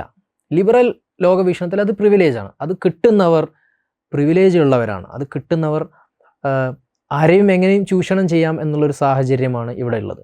യഥാർത്ഥത്തിൽ ഇസ്ലാമിൽ ദൈവബോധത്തിൽ അധിഷ്ഠിതമാണ്. അതുകൊണ്ടാണ് ഉമർ റളിയല്ലാഹു അൻഹു പറഞ്ഞത്, യൂഫ്രട്ടീസ് നദിക്കരയിൽ ഒരാട്ടിൻകുട്ടി ചത്തു കിടന്നാൽ അതിന് ഞാൻ മറുപടി പറയേണ്ടി വരുമല്ലോ എന്നാലോചിച്ച് തല പുകഞ്ഞ് അങ്ങനെ ജീവിച്ചിരുന്ന മുസ്ലിം നേതാക്കൾ കഴിഞ്ഞുപോയ കാലഘട്ടം, കഴിഞ്ഞുപോയ ഒരു പാരമ്പര്യമാണ് നമുക്കുള്ളത്. അതുകൊണ്ട് തന്നെ അധികാരം പ്രയോഗിക്കേണ്ടത് എങ്ങനെ എന്നുള്ളൊരു പ്രധാനപ്പെട്ട കാര്യം തന്നെയാണ്. അധികാരത്തിൽ നിന്നും മനുഷ്യന് പുറത്തു കിടക്കാൻ കഴിയില്ല. ഞാൻ നേരത്തെ തന്നെ പറഞ്ഞു, തുടക്കത്തിൽ തന്നെ പറഞ്ഞു, അധികാരം എന്ന വ്യവസ്ഥയിൽ നിന്നും ആ ഒരു സങ്കല്പത്തിൽ നിന്നും മനുഷ്യന് പുറത്തെടുക്കാൻ കഴിയില്ല. നിങ്ങളെല്ലാവരും നിങ്ങൾ ജോലി ചെയ്യുന്ന സ്ഥലത്ത് എന്തെങ്കിലും ഒരു അധികാര വ്യവസ്ഥയ്ക്ക് കീഴിലായിരിക്കും. നാം എല്ലാവരും ഇന്ന് ദേശരാഷ്ട്രങ്ങൾക്ക് കീഴിലുള്ള അധികാര വ്യവസ്ഥയ്ക്ക് കീഴിലാണ്. ഒരു യുക്തിവാദിക്കും പറയാനുള്ള നിയമപരമായ സാധുതയില്ല, ഞാൻ ഹെൽമെറ്റ് ധരിക്കില്ല വണ്ടി ഓടിക്കുമ്പോൾ, എനിക്ക് സ്വാതന്ത്ര്യം വേണം, ഇല്ലേ, ഞാൻ മരിച്ചാൽ എനിക്ക് പ്രശ്നമില്ല, ഇറ്റ്സ് മൈ ഫ്രീഡം എന്ന് പറയാനുള്ള വകുപ്പില്ല. കാരണം എന്താ? നിയമപരമായിട്ട് ഇന്ന് ദേശരാഷ്ട്രങ്ങൾ നമ്മെ നിയന്ത്രിച്ചുകൊണ്ടിരിക്കുകയാണ്, അല്ലേ? അപ്പം ഇങ്ങനെ ഇതിപ്പോൾ ഇസ്ലാമിന് മാത്രമാണോ അധികാരമുള്ളത്? ഇസ്ലാമിക ലോകവീക്ഷണത്തിൽ ഫാമിലിയിൽ മാത്രമാണോ അധികാരമുള്ളത്? ലിബറൽ വേൾഡ് വ്യൂവിൽ അധികാരമുണ്ട്, അധികാരം പ്രയോഗിക്കപ്പെടുന്നുണ്ട്. സൈലൻ്റായിട്ട് എല്ലാവരും ആ പ്രയോഗത്തിന് സാക്ഷികളാവുകയും വിധേയരാവുകയും ചെയ്യുന്നുണ്ട്. പക്ഷേ ഇസ്ലാമിൽ നിയമവും അതുപോലെ നിയമം നടപ്പാക്കാനുള്ള അധികാരവും അതിൻ്റെ ലക്ഷ്യം എന്താണ്? ഇസ്ലാമിൻ്റെ വേൾഡ് വ്യൂവിൽ, ഇസ്ലാമിൻ്റെ ലോകവീക്ഷണത്തിൽ അതിന് പിന്നിലുള്ള ലക്ഷ്യവും വിസ്ഡവും എന്താണ്? Formation of the ethical self എന്നാണ് പറയുന്നത്. നമുക്കെല്ലാവർക്കും അറിയാം, നമ്മുടെ നൈതികമായ സ്വത്വത്തെ രൂപപ്പെടുത്താൻ വേണ്ടിയിട്ടാണ്. അല്ലാതെ അതൊരു ഓപ്പറേഷന് വേണ്ടി, പുരുഷൻ സ്ത്രീയെ അടിച്ചമർത്താൻ വേണ്ടിയോ അല്ലെങ്കിൽ മറ്റു വല്ല ചൂഷണങ്ങൾക്ക് വേണ്ടിയോ ഉള്ളൊരു വ്യവസ്ഥയല്ല. അടിസ്ഥാനപരമായി വ്യവസ്ഥയെ കാത്തു സൂക്ഷിക്കാനുള്ള, അരാജകത്വത്തിൽ നിന്നും വ്യവസ്ഥയിലേക്ക്, ക്രമസമാധാനരാഹിത്യത്തിൽ നിന്നും ക്രമസമാധാനത്തിലേക്ക് വരാനുള്ള ഒരു ഉപാധിയായിട്ടാണ് അതിനെ വിശദീകരിക്കപ്പെട്ടുള്ളത്. നേരെ മറിച്ച് നിങ്ങൾക്കൊക്കെ അറിയാം, യൂറോപ്യൻ എൻലൈറ്റൻമെൻറ്റിൻ്റെയൊക്കെ വളരെ സജീവ വിമർശകനായിരുന്ന മിഷേൽ ഫൂക്കോ, ഫ്രഞ്ച് ഫിലോസഫറായ മിഷേൽ ഫൂക്കോ പറയുന്നത്, penal system is not to prevent the crime എന്നാണ് പറയുന്നത്. ഈ ദേശരാഷ്ട്രങ്ങൾക്ക് കീഴിലുള്ള ഈ നിയമവ്യവസ്ഥ, ഈ ശിക്ഷാ രീതികളൊക്കെ it's not to prevent the crime but to defend the ruling class എന്നാണ് പറയുന്നത്. ഭരിക്കുന്ന ഭരണവർഗത്തിന് സ്വയം പ്രതിരോധിച്ച് നിൽക്കാൻ, മറ്റുള്ള എല്ലാ തിരിച്ചടികളിൽ നിന്നും പ്രതിരോധിച്ച് നിൽക്കാനുള്ള ഒരു മാർഗം മാത്രമാണ്. അപ്പോൾ മനുഷ്യ ശരീരങ്ങളെ നിയന്ത്രിക്കാനുള്ള മാർഗമായിട്ടാണ് ദേശരാഷ്ട്രങ്ങൾ നിയമം നടപ്പിലാക്കുന്നത്. ഇസ്ലാം മനുഷ്യ ശരീരങ്ങളെ നിയന്ത്രിക്കാൻ വേണ്ടിയിട്ടല്ല നിയമം നടപ്പിലാക്കുന്നത്. ഇസ്ലാം മനുഷ്യ മനസ്സുകളുടെ ധാർമ്മികമായ സ്വത്വത്തെ രൂപീകരിക്കാൻ വേണ്ടിയിട്ടാണ്. ഇത് രണ്ടും കാര്യമായ വ്യത്യാസമുണ്ട്. അതുകൊണ്ടാണ് ദൈവബോധത്തിന് നമ്മൾ ഇത്ര പ്രാധാന്യം കൊടുക്കുന്നത്. പക്ഷേ ലിബറൽ വേൾഡ് വ്യൂ ചെയ്തതെന്താ? ലിബറൽ വേൾഡ് വ്യൂ ആക്ച്വലി ചെയ്തത് ഈ ദൈവബോധം എന്നുള്ള ഒരു വിമോചനപരമായ ആശയത്തെ. അതെങ്ങനെ വിമോചനപരമാകുന്നത്? എല്ലാ കെട്ടുപാടുകളിൽ നിന്നും മനുഷ്യനെ വിമോചിപ്പിക്കുകയും ദൈവം എന്നുള്ള ഒരു അസ്തിത്വത്തെ മാത്രം, അതിന് കീഴിൽ മാത്രം വണങ്ങുകയും ചെയ്യുക എന്നുള്ള ആ ഒരു വിമോചന ചിന്തയെ ഊറ്റിക്കളയുകയും അതുകൊണ്ട് തന്നെ എനിക്ക് ആരെയും പേടിക്കണ്ട, സ്വകാര്യമായിട്ട് എനിക്ക് എന്തും ചെയ്യാം എന്നുള്ളൊരു മനുഷ്യ മനസ്സാക്ഷിയെ ആ ഒരു രീതിയിലേക്ക് കണ്ടീഷൻ ചെയ്തു കൊണ്ടുവന്നു എന്നുള്ളതാണ്. ഇത് വളരെ പ്രധാനപ്പെട്ട കാര്യമാണ്. നിങ്ങൾ ആലോചിച്ച് നോക്കൂ, നമ്മളിപ്പോൾ സ്റ്റേറ്റിൻ്റെ ഒരു ലോ തന്നെ, നമ്മുടെ നാട്ടിൽ നടപ്പാകുന്ന ഒരു ലോ, ഭക്ഷണത്തിൽ മായം കലർത്താൻ പാടില്ല, പിന്നെ രാസവസ്തുക്കളൊക്കെ ഒരു നിർണിതമായ നിയമപരമായ ഒരു അളവുണ്ടാവും, അതിനപ്പുറത്തേക്ക് ചേർക്കാൻ പാടില്ല എന്നൊക്കെ നിയമമുള്ളതാണ് നമ്മുടെ നാട്ടിൽ. പക്ഷേ അത് പിടിക്കപ്പെടില്ല എന്ന് ഉറപ്പുള്ള സമയത്തും പിടിക്കപ്പെടില്ല എന്ന് ഉറപ്പുള്ള അത്രയും പ്രൈവറ്റായ സാഹചര്യത്തിലും ഒരാൾക്ക് തെറ്റ് ചെയ്യാം, കുഴപ്പമില്ല. അത് സ്റ്റേറ്റിൻ്റെ സർവൈലൻസിന് അപ്പുറത്താണ്. അങ്ങനെ അങ്ങനെ ഒരുപാട് തെറ്റുകൾ ഒരുപാട് ആളുകൾ ചെയ്യുന്നത് കൊണ്ടാണ് ആളുകൾ ഇങ്ങനെ ഇത്രമാത്രം ചൂഷകരും ഒക്കെ ആയി മാറിത്തീർന്നത്. അതുകൊണ്ട് തന്നെ ഇനിയിപ്പോൾ മത്സ്യത്തിൽ മായം ചേർക്കുകയാണെങ്കിലും പച്ചക്കറിയിൽ മായം ചേർക്കുകയാണെങ്കിലും താൻ സ്റ്റേറ്റ് ലോക്ക് പിടികൊടുക്കാൻ സാധ്യതയില്ല, പിടിക്കപ്പെടാൻ സാധ്യതയില്ല എന്നറിയുന്നിടത്ത് വളരെ രഹസ്യമായ സ്ഥലങ്ങളിൽ അവനെന്ത് ചെയ്യാൻ പറ്റും? തെറ്റ് ചെയ്യാൻ പറ്റും. അതുകൊണ്ടാണ് നമ്മൾ പറയുന്നത് ശരീരങ്ങളെ നിയന്ത്രിക്കാനേ ദേശരാഷ്ട്രങ്ങൾക്ക് ഇന്ന് കഴിയുന്നുള്ളൂ. പക്ഷേ ഇസ്ലാം ചെയ്യുന്നത് ധാർമ്മിക രൂപീകരണമാണ്. അവന് എത്ര പ്രൈവറ്റായ സ്ഥലത്താണെങ്കിലും, എത്ര കോൺഫിഡൻഷ്യലായ, എത്ര സീക്രട്ടായിട്ട് അവന് ചെയ്യാൻ പറ്റുന്ന കാര്യമാണെങ്കിലും മറ്റുള്ളവന് ദ്രോഹം വരുന്നതോ സാമൂഹികമായോ വ്യക്തിപരമായോ പിന്നെ നാശം വിതക്കുന്നതോ ആയ ഒരു പ്രവൃത്തിയിലും അവന് ഏർപ്പെടാൻ കഴിയില്ല. കാരണം അവൻ്റെ തലേൻ്റെ മുകളിലുള്ള ഏറ്റവും വലിയ സർവൈലൻസ് റബ്ബാണ്, രക്ഷിതാവാണ്, ദൈവമാണ്, തന്നെ സൃഷ്ടിച്ച സ്രഷ്ടാവാണ്. അതുകൊണ്ട് അത് മനസ്സിനെയാണ് നിയന്ത്രിക്കുന്നത്. അതുകൊണ്ട് തന്നെ തെറ്റുകൾ ചെയ്യാനുള്ള ത്വര മനുഷ്യന് കുറഞ്ഞു വരും. ഇത് വളരെ പ്രധാനപ്പെട്ടൊരു കാര്യമാണ്. അപ്പോൾ ഈ ഒരു ദൈവബോധം ഭാര്യയോട് തൻ്റെ അധികാരം പുലർത്തുമ്പോഴും മവദ്ദത്തും സക്കീനത്തും റഹ്മത്തും ഒക്കെ വഴിഞ്ഞൊഴുകുന്ന തരത്തിലുള്ള ഒരു ബന്ധമായിരിക്കണം അത്. അല്ലാതെ അവളെ ചൂഷണം ചെയ്യുന്നതോ അവൾക്ക് മേൽ തൻ്റെ അഭിപ്രായങ്ങളും തൻ്റെ ഇഷ്ടങ്ങളും അടിച്ചേൽപ്പിക്കുന്ന രീതിയിലൊരു ബന്ധമാവാൻ പാടില്ല. അതുകൊണ്ടാണ് നമ്മൾ ഈ നിയമത്തെക്കുറിച്ച്, ഈ ഒരു 2 വേൾഡ് വ്യൂയിലുള്ള നിയമത്തിൻ്റെ ഒരു വ്യത്യാസത്തെക്കുറിച്ച് പറഞ്ഞത്. അതുകൊണ്ട് തന്നെ ധാർമ്മിക രൂപീകരണമാണ്, ശരീരങ്ങളുടെ നിയന്ത്രണമല്ല ഇസ്ലാമിൻ്റെ വേൾഡ് വ്യൂയിൽ അധികാരത്തിനുള്ള ഒരു സ്കോപ്പ് എന്ന് പറയുന്നത് കൊണ്ട് തന്നെയാണ് നമ്മളൊക്കെ ചില ശിക്ഷാരീതികളെക്കുറിച്ച് കേൾക്കാറുണ്ട്, ഹദ്ദുകളെയും ഖിസാസുകളെയും കുറിച്ച് കേൾക്കാറുണ്ട്. തലവെട്ടലും കൈവെട്ടലും, കട്ടവൻ്റെ കൈവെട്ടലും, വ്യഭിചരിച്ചാൽ എറിഞ്ഞു കൊല്ലലും ഒക്കെ കേൾക്കാറുണ്ട്. അത് അങ്ങനെയാണ് അതിൻ്റെ ശിക്ഷ രൂപീകരിക്കപ്പെട്ടുള്ളത്, ശിക്ഷ സംവിധാനിക്കപ്പെട്ടുള്ളത്. പക്ഷേ എത്ര ആൾ കട്ടതിൻ്റെ പേരിൽ കൈമുറിക്കപ്പെട്ടിട്ടുണ്ട് ഇസ്ലാമിക ലോകത്ത്, നബിയുടെ കാലത്തും സഹാബിയുടെ കാലത്തും. ഉമർ റളിയല്ലാഹു അൻഹുവിൻ്റെ കാലത്ത് പട്ടിണി മൂലം ആളുകൾ കളവ് നടത്തിയത് കൊണ്ട് കൈ മുറിക്കുക എന്നുള്ള ശിക്ഷക്ക് താൽക്കാലികമായിട്ട് ഉമർ റളിയല്ലാഹു അൻഹു മൊറട്ടോറിയം പ്രഖ്യാപിച്ചിട്ടുണ്ട്, ചരിത്രത്തിലുള്ളതാണ്.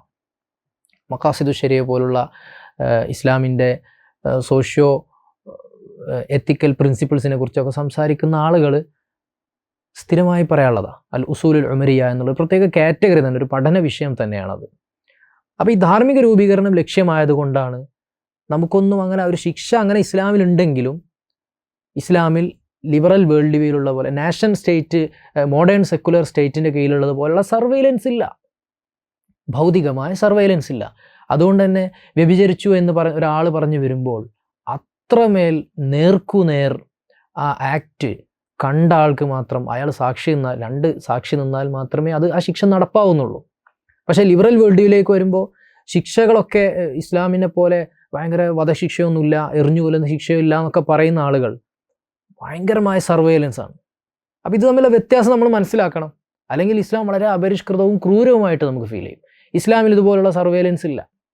അത് മനുഷ്യൻ്റെ ധാർമ്മിക രൂപീകരണവുമായി ബന്ധപ്പെട്ട് നന്മയുടെ വികാര പ്രവർത്തനം, ആളുകളെ കൊല്ലുന്നതൊരു വികാരമായ ആളുകളെ കുറിച്ച് നമുക്കറിയാം. ആളുകളെ സ്നേഹിക്കുകയും ആളുകളെ ചൂഷണം ചെയ്യാതിരിക്കുകയും അവർക്ക് നന്മ ചെയ്യുകയും ഒരു ധാർമ്മികമായ വികാരമായിട്ട് മനസ്സിൽ ഉളവാക്കുക എന്നുള്ളൊരു പണിയാണ് അള്ളാഹുവിൻ്റെ റസൂൽ ചെയ്തത്. അതാണ് റിസാലത്തിൻ്റെ അകക്കാമ്പ്. അപ്പോൾ ഈ ഒരു രീതിയിൽ ധാർമ്മികവൽക്കരിക്കുകയാണ് ആളുകളെ ഇസ്ലാം ചെയ്യേണ്ടത്. അതിനു വേണ്ടിയിട്ടാണ് ഇസ്ലാമിൽ നിയമങ്ങൾ. അതുകൊണ്ട് തന്നെ നമ്മൾ സ്ത്രീയുടെ മേൽ പുരുഷന് അധികാരമുണ്ട് എന്ന് പറയുമ്പോൾ ഈ ഒരു വേൾഡ് വ്യൂ മനസ്സിലാക്കിയ ആളുകളെ സംബന്ധിച്ചിടത്തോളം അതൊരു പ്രശ്നമേ അല്ല. കാരണം ആ നിയമത്തിൻ്റെയും ആ അധികാരത്തിൻ്റെയും ലക്ഷ്യം മറ്റു പലതുമാണ്. അത്രയും ജൈവികമായിട്ടായിരുന്നു നിയമങ്ങൾ ഇസ്ലാമിക ലോകത്ത്, പ്രത്യേകിച്ച് മധ്യകാലഘട്ടങ്ങളിലൊക്കെ നിലനിന്നത്. റസൂൽ സല്ലല്ലാഹു അലൈഹി വസല്ലം തങ്ങളുടെ കാലത്തിന് ശേഷവും നിലനിന്നത് അങ്ങനെയായിരുന്നു. ഒരുപാട് സാദിയ ഷേഖിനെ പോലുള്ള, സബാ മഹമൂദിനെ പോലുള്ള ഒരുപാട് പോസ്റ്റ് കൊളോണിയൽ ഫെമിനിസ്റ്റുകൾ അതൊക്കെ റിവീൽ ചെയ്തിട്ടുണ്ട്. ഇന്നത് പരമ്പരാഗത ഫെമിനിസത്തിനൊരു ശക്തമായ അടിയായിട്ട്, ഒരു പൊളിച്ചെഴുത്തായി മാറിയിട്ടുണ്ട്.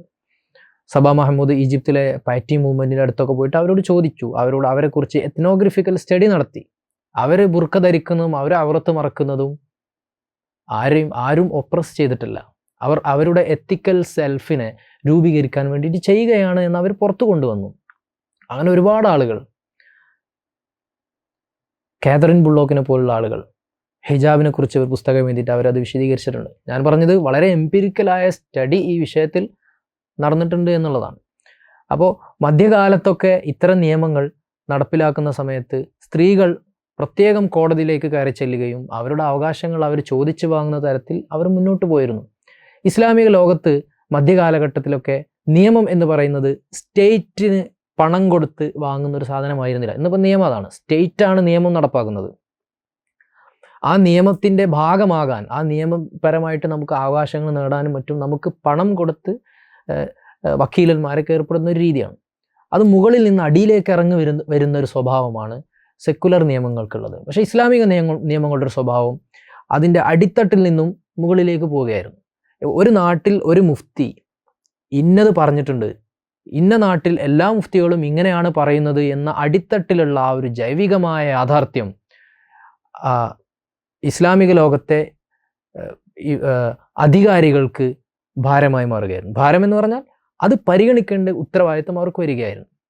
അപ്പോൾ നിയമങ്ങളുടെ സ്വാധീനം താഴെ നിന്നും മുകളിലേക്ക് വരുന്ന ഒരു രീതിയാണ് മധ്യകാല മുസ്ലിം സമൂഹങ്ങളിൽ ഉണ്ടായിരുന്നത്. പിന്നീട് കൊളോണിയലിസം വന്നു. കൊളോണിയലിസം ഒരുപാട് പേരെ അടിമയാക്കി. ആ അടിമത്തത്തെ കുറിച്ചൊന്നും ആരും പറയുന്നില്ല. ഒരുപാട് ആളുകളെ കൊന്നു, അതിനെക്കുറിച്ചൊന്നും ആരും ഒന്നും പറയുന്നില്ല. അപ്പോൾ ഈ ഒരു വ്യത്യാസം അടിസ്ഥാനപരമായിട്ട് നമ്മൾ മനസ്സിലാക്കേണ്ടതുണ്ട്.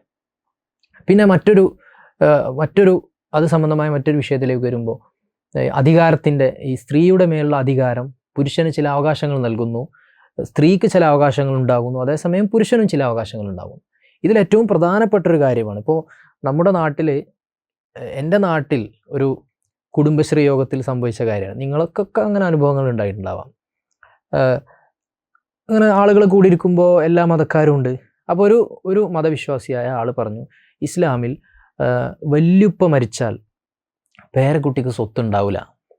എളാപ്പയോ ഒക്കെ ജീവിച്ചിരിക്കുന്ന സമയത്ത് വാപ്പ മരിച്ച കുട്ടിക്ക് സ്വത്ത് കിട്ടൂല അല്ലേ? കേൾക്കുമ്പോൾ ശരിയാണ്, വല്യുപ്പ മരിച്ചു, ഒരു കുട്ടിയുടെ വല്യുപ്പ മരിച്ചു, ആ കുട്ടിക്ക് വാപ്പല്ല, ആ കുട്ടിയുടെ പിതാവ് മരിച്ചിട്ടുണ്ട്, പക്ഷേ ആ വല്യപ്പാൻ്റെ മക്കൾ വേറെ ജീവിച്ചിരിക്കുന്നുണ്ട്, അവർക്കേ സ്വത്ത് കിട്ടുള്ളൂ, കുട്ടിക്ക് സ്വത്ത് കിട്ടില്ല. അവർക്ക് കിട്ടുന്നത് അവർക്ക് നൽകലാണ് ഏറ്റവും പ്രധാനം, അവരാണ് അതിന് അവകാശികൾ എന്ന് പറയുമ്പോൾ സ്വാഭാവികമായിട്ടും ശരിയാണല്ലോ. അങ്ങനെ ഈ യോഗത്തിലിരുന്ന മറ്റൊരു സ്ത്രീ, മുസ്ലിം സ്ത്രീയെ ഇടപെട്ടുകൊണ്ട് പറഞ്ഞു, അതിന് ഇസ്ലാമിൽ ഈ സമ്പത്ത് കൊടുക്കുക എന്നുള്ളതിന് ഈ ഒരു സംവിധാനം മാത്രമല്ല ഉള്ളത്. ഈ ഇൻഹെറിറ്റൻസ്, പിന്നെ അനന്തര സ്വത്ത് കൊടുക്കുന്ന ഒരു നിയമം, അതിലൂടെ മാത്രമല്ല സമ്പത്ത് കിട്ടുന്നത്. ഇസ്ലാമിൽ മറ്റു പല സാധനങ്ങളുണ്ട്, സ്വതക്കുണ്ട്, വസിയത്തുണ്ട്, സക്കാത്തുണ്ട്, ഇത്തരം കാര്യങ്ങളൊക്കെ ഉണ്ട്.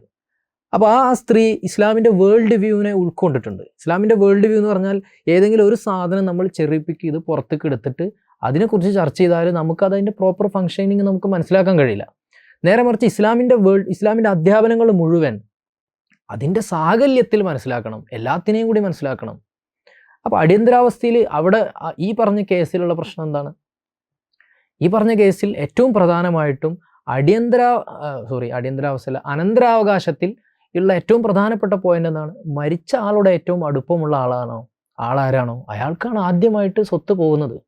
കാരണം അവിടുത്തെ മാനദണ്ഡം, അനന്തരാവകാശത്തിലുള്ള മാനദണ്ഡം ഖറാബത്താണ്, കുടുംബബന്ധം ആർക്കാണ് കൂടുതലുള്ളതാണ്. പിന്നെ രണ്ടാമത് നോക്കുന്നത് ആരാണ് കൂടുതൽ ജീവിച്ചിരിക്കുക എന്നുള്ളതാണ്. പിന്നെ മറ്റൊരു പ്രധാനപ്പെട്ട മാനദണ്ഡം കൂടുതൽ ജീവിക്കാൻ സാധ്യതയുള്ള ആളാണോ എന്നുള്ളതാണ്. പിന്നെ മറ്റൊരു പ്രധാനപ്പെട്ട മാനദണ്ഡം പുരുഷൻ ഏതെങ്കിലും ഒരു പുരുഷൻ ലഭിക്കുകയാണെങ്കിൽ അയാളെ സംരക്ഷണത്തിന് കീഴിൽ ഒരു സ്ത്രീ വരാൻ സാധ്യതയുണ്ടോ എന്നുള്ളതാണ്. ഇങ്ങനെയൊക്കെ നോക്കൂ. മൊത്തം ഇസ്ലാമിൻ്റെ അനന്തരാവകാശ നിയമങ്ങൾ അതിൻ്റെ സാകല്യത്തിൽ സമഗ്രതയിൽ നമ്മൾ കാണുമ്പോൾ 3-1 കൊടുക്കണം, 4-1 കൊടുക്കണം, 6-1 കൊടുക്കണം എന്നൊക്കെ പറഞ്ഞ ഒരുപാട് നിയമങ്ങളുണ്ടല്ലോ. ഈ നിയമങ്ങളെ നമ്മൾ സമഗ്രമായ ഒരു വിശകലനത്തിന് വിധേയമാക്കുമ്പോൾ കിട്ടുന്ന ഒരു റിസൾട്ടാണത്. എന്ന് പറഞ്ഞാൽ ഇത്തരം മാനദണ്ഡങ്ങൾ പരിഗണിച്ചിട്ടാണ് ഇത് പോകുന്നത്. അപ്പോൾ ഈ കുടുംബശ്രീ യോഗത്തിൽ വന്ന ഈ സ്ത്രീക്ക് ഇസ്ലാമിൻ്റെ ലോകവീക്ഷണത്തെക്കുറിച്ചൊരു ധാരണ ഉണ്ടായിരുന്നു. അതുകൊണ്ടാണ് അവർക്കിത് പറയാൻ പറ്റിയത്. അങ്ങനെയാണ് എല്ലാ വിഷയത്തിലും, സ്ത്രീ പുരുഷ ബന്ധങ്ങളുടെ വിഷയത്തിൽ പൊതുവേ അങ്ങനെയാണ്. ഇനിയിപ്പോൾ ഈ ലിദ്ദഖരി മിസ്ല ഹദ്ദിൽ ഉൻസൈൻ എന്ന് പറയുന്ന 2 സ്ത്രീകളുടെ ഓഹരിയാണ് ഒരു പുരുഷനുള്ളത്, പുരുഷന് ഇരട്ടിയുണ്ട് എന്ന് പറയുന്ന ആയത്ത്, അത് യഥാർത്ഥത്തിൽ നമ്മൾ ഈ ആയത്ത് ഇപ്പോഴും ചില ആളുകൾ പൂർണ്ണമായിട്ട് മനസ്സിലാക്കുന്നില്ല. അതിൻ്റെ ലളിതമായ യുക്തിക്ക് വിധേയരായിക്കൊണ്ട് ഇത് ഭയങ്കര പ്രശ്നമാണല്ലോ എന്ന് ചിന്തിക്കുന്ന ആളുകളാണ് കൂടുതലും നമുക്കിടയിലുള്ളത്. യഥാർത്ഥത്തിൽ അവിടെ എന്താ സംഭവിക്കുന്നത്? പുരുഷൻ ആണിനേക്കാൾ കൂടുതൽ കിട്ടുന്നത്, സ്ത്രീയേക്കാൾ പുരുഷന് കൂടുതൽ കിട്ടുന്നത് 4 സ്ഥലങ്ങളിൽ മാത്രമാണ്. ടോട്ടൽ ഈ അനന്തരാവകാശത്തിൻ്റെ ബന്ധുക്കളുടെയൊക്കെ ഒരു ലിസ്റ്റ് എടുത്ത് അവരെ ടോട്ടൽ അതിൻ്റെ സിനാരിയോ നമ്മൾ എണ്ണുകയാണെങ്കിൽ 34 സ്ഥലങ്ങളാണ് സ്ത്രീയും പുരുഷനും ഒരുമിച്ച് വരുന്ന സ്ഥലങ്ങൾ. അതിൽ 4 മാത്രമേ സ്ത്രീക്ക് പുരുഷൻ്റെ പകുതി കിട്ടുന്ന സ്ഥലമുള്ളൂ. 11 സ്ഥലങ്ങളിൽ സ്ത്രീയും പുരുഷനും സമാണ് കിട്ടുന്നത്. 14 സ്ഥലങ്ങളിൽ പുരുഷനേക്കാൾ അധികമാണ് സ്ത്രീക്ക് കിട്ടുന്നത്. പിന്നെ ബാക്കിയുള്ള 5 സ്ഥലങ്ങളിൽ സ്ത്രീക്ക് അനന്തരം കിട്ടും, പുരുഷന് അനന്തരം എടുക്കുന്നേ ഇല്ല. അത്തരം സാഹചര്യങ്ങളുള്ളത്. നിങ്ങൾ നോക്കൂ, 4 സ്ഥലങ്ങളിലാണ് ഈ പറഞ്ഞ ഇരട്ടി വരുന്നത്. 11 സ്ഥലങ്ങളിൽ സ്ത്രീയും പുരുഷനും സമാണ്. 14 സ്ഥലങ്ങളിൽ പെണ്ണിനാണ് കൂടുതൽ. പിന്നെ ബാക്കിയുള്ള 5 സ്ഥലങ്ങളിൽ പുരുഷന് ഇൻഹെറിറ്റൻസ് കിട്ടുന്നതില്ല, സ്വത്ത് കിട്ടുന്നതില്ല. അപ്പോൾ ഈ ഒരു രീതിയിലാണ് കാര്യങ്ങൾ. നേരത്തെ പറഞ്ഞ മാനദണ്ഡങ്ങളൊക്കെ വെച്ച് നോക്കുമ്പോൾ ഒരു കൺസെപ്റ്റാണത്. അപ്പോൾ ഇതൊരു യൂണിവേഴ്സൽ നിയമമല്ല. ഒരു പുരുഷനുണ്ടോ ഇരട്ടി, ഒരു പെണ്ണുണ്ടോ പകുതി, ആ ഒരു രീതിയിലുള്ളൊരു യൂണിവേഴ്സൽ നിയമമല്ല ഇത്. ഇതിൻ്റെ സിനാരിയോകൾ ഓരോന്നും നമ്മൾ എടുത്തു നോക്കുമ്പോൾ, വിശകലനം ചെയ്ത് നോക്കുമ്പോൾ, ഇസ്ലാമിൻ്റെ വേൾഡ് വ്യൂ ഒന്നാകെ എടുത്തു നോക്കുമ്പോഴാണ് നമുക്കിതിൻ്റെ യാഥാർത്ഥ്യം മനസ്സിലാകുന്നത്. ഇനി ഏറ്റവും അവസാനമായിട്ട് പറയാനുള്ളത്, നമ്മൾ ഇസ്ലാമിനെ എങ്ങനെയെങ്കിലും വളച്ച് കൊണ്ടുവന്ന് ലിബറൽ യുക്തികളിലേക്ക് അതിനോട് സമീകരിക്കാനും ഇസ്ലാമിനെ പിന്നെ നമുക്കൊരു അപകർഷതാബോധം നിലനിന്നുകൊണ്ട് ഇസ്ലാമിനെ നമ്മൾ വളരെ അപരിഷ്കൃതവും അതുപോലെ റിഗ്രസീവായി കാണുകയും വളരെ പ്രോഗ്രസീവായ സെക്കുലർ ലിബറൽ വേൾഡ് വ്യൂയിലേക്ക് അതിനെ ഉയർത്താനുള്ള ശ്രമം നടത്തുകയൊക്കെ ചെയ്യുന്ന ഒരുപാട് ആളുകൾ നമുക്കിടയിലുണ്ട്. യഥാർത്ഥത്തിൽ liberal world view they don't tolerate other than their own എന്ന് പറയാറുണ്ട്. അവർ ടോളറൻസിനെ കുറിച്ച് സംസാരിച്ചുകൊണ്ടിരിക്കും. പക്ഷേ അവരുടേതിൽ കവിഞ്ഞ കൂടുതലൊന്നും അവർ ടോളറേറ്റ് ചെയ്യൂല. ഇപ്പോൾ ഗ്ലോബലൈസേഷൻ, ആഗോളവൽക്കരണം എന്നപ്പോൾ പറഞ്ഞിരുന്നു, ലോകത്തിൻ്റെ എല്ലാ ഭാഗങ്ങളിലേക്കും എല്ലാതും എത്തും. പാരീസിൽ ഒരു മലയാളിക്ക് മുണ്ടെടുത്ത് നടക്കാൻ പറ്റും. അന്ന് വന്നിരുന്ന ഒരു പ്രതീക്ഷയായിരുന്നു, ആഗോളവൽക്കരണം വരുന്നു, അല്ലെങ്കിൽ അത് വന്നിരിക്കുന്നു, ഇനി ഇങ്ങനെ ചെയ്യാൻ പറ്റും. പക്ഷെ എന്തുണ്ടായത്?